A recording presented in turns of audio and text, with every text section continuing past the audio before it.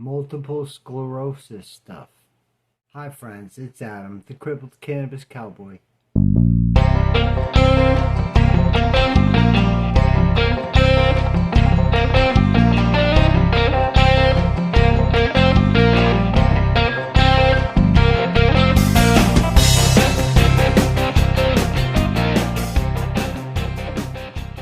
MS is like a spectrum. There's the light side of the spectrum and there's the heavier side of the spectrum. The longer you have it, the worse it gets, depending on what age you are, depends on what kind you get. It's very confusing. There is no cure for multiple sclerosis. I can't really say what happens to the other people, but I can tell you what happens to me. And the brain fog is definitely frustrating. It's hard to make sense of anything. You forget literally everything. You have a very short attention span. This brain fog, it's like a fog. It clouds your mind. It's like you can't even see sometimes. That leads to the vision. You have severe vision problems when you have multiple sclerosis. It's very common in multiple sclerosis. My vision problems are atrocious. There are some points in the day where I can't even look at a clock that's a foot in front of my face. That's how double your vision gets, how blurry it gets. A lot of times I have to talk to people like this, and it's annoying. You're gonna see shit, you're gonna hear shit, you're gonna think something's there and it's not. You see these shadow things. It's, it could make you nervous or scared or whatever. I'm just someone that I don't really get scared like that. Everything in your brain changes. All your beliefs change. Everything you think kind of changes in some kind of way. Your body's gonna go through dramatic changes in your body.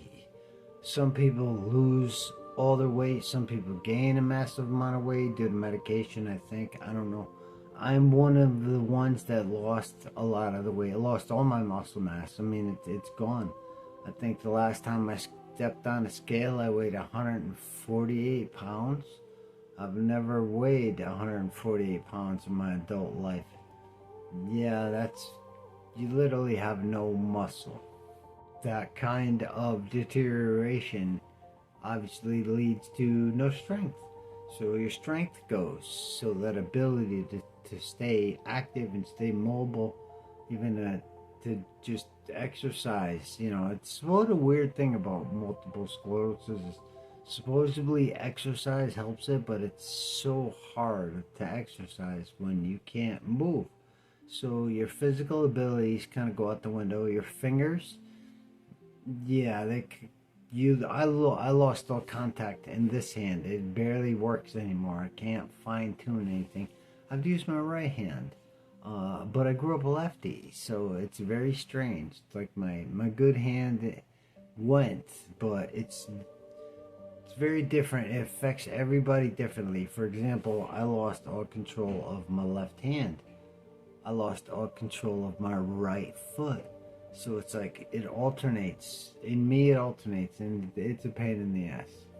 Huge problems with the legs, keeping your balance and walking. And I noticed for myself, don't cross your legs.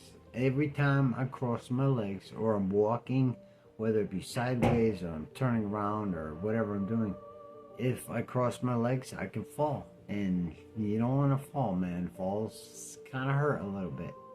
You're going to have a lot of spasm problems. The spasms are kind of ridiculous. You can hurt yourself with the spasms. I can't really say, tie yourself to the bed so you can go to sleep, but the spasms get so ridiculous that they will wake you up. They wake me up more than they used to. I remember when this shit first started, man. It started with a spasm.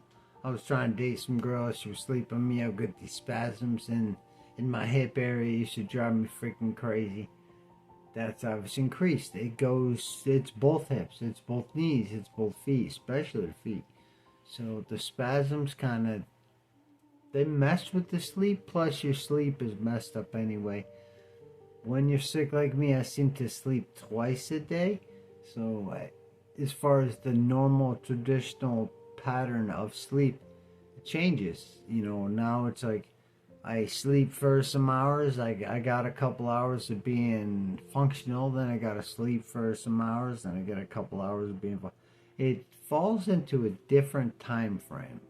You're probably gonna notice your feet being funny. My feet are all kinds of funny. They kind of like they curl inward sometimes, and they're particularly rough in the morning time when I'm like stretching. When you have the morning stretch, imagine when that morning stretch doesn't stop, or you can't stop the morning stretch. So it's like you have that, and you feel good, then it doesn't stop, and you're stuck that way.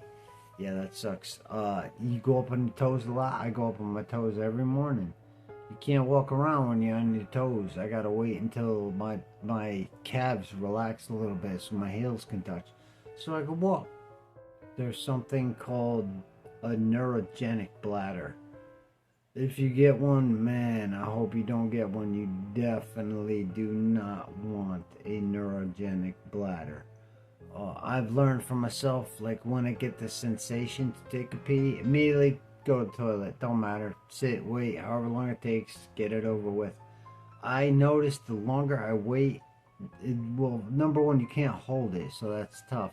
But the longer you wait and you try to hold it, that's when it neurologically messes with you. So if you can't walk that well, you ain't gonna be able to walk at all. You can't talk, you can't see. That's what this neurogenic bladder thing does. I don't know, maybe it's like because you're trying to focus on other things, you forget about everything else. And yeah, neurogenic bladders suck. I've lost, or you seem to lose, all sexual desires. Your shit stops working the way you want it to, and that's important. It's important to me, and that does something to your psyche. So it's kind of like the final nail in a coffin, sort of, kind of, if that makes any sense. When you start to lose your desires, life kind of changes and it gets really unpleasant from there. A lot of things in your life are going to change.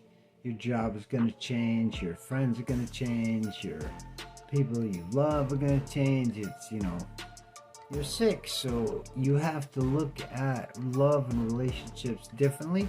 It sucks, like, yeah, I want to be in love, yeah, I want a relationship, all those things. But thanks for watching the channel. Check out some more videos. Everybody's different when it comes to multiple sclerosis, so I probably missed some stuff. I know I missed some stuff, but I can't really remember it all. Like I said, that brain fog, it's obviously very present. You can kind of tell. If you're suffering like me, then pay attention to the good parts of the day. The day where you can be active, where you can do things, and get everything you got to get done in that time before it goes away. I call it the witching hour. When the witching hours kind of start, that's it, man. It's over. You gotta wait until the next day.